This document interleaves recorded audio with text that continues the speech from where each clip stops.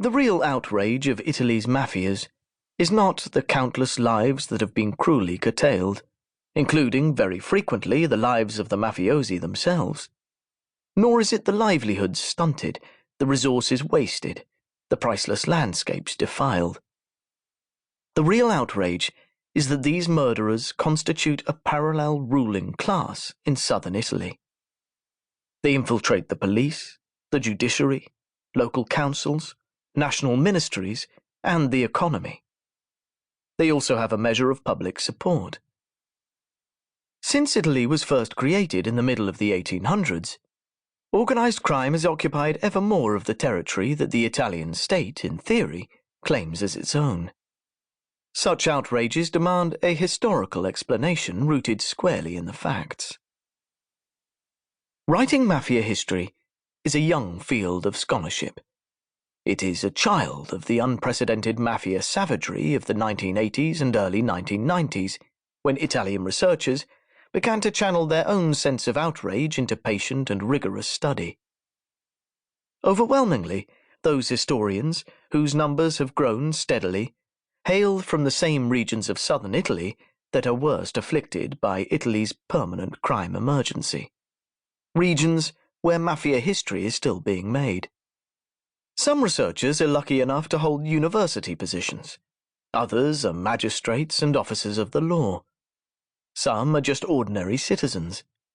But all of them are bent on pitting hard evidence and open debate against mafia lies and myth-making, which are a great deal more insidious than the hokum about the Spanish Knights might initially suggest. There can be few other branches of history in which the discipline of understanding the past can make such a direct contribution to building a better future. To defeat the mafias, one has to know what they are, and they are what their history shows us, no more and no less.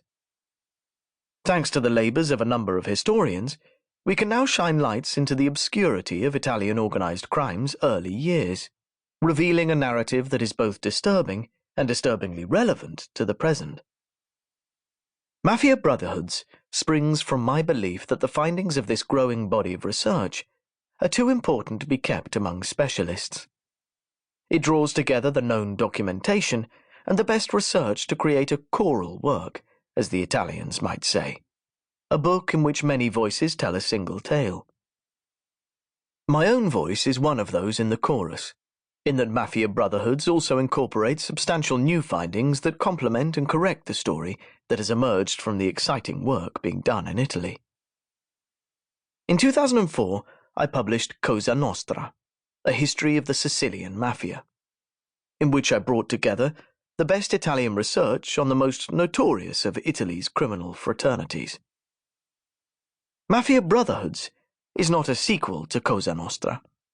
It will stand or fall on its own terms.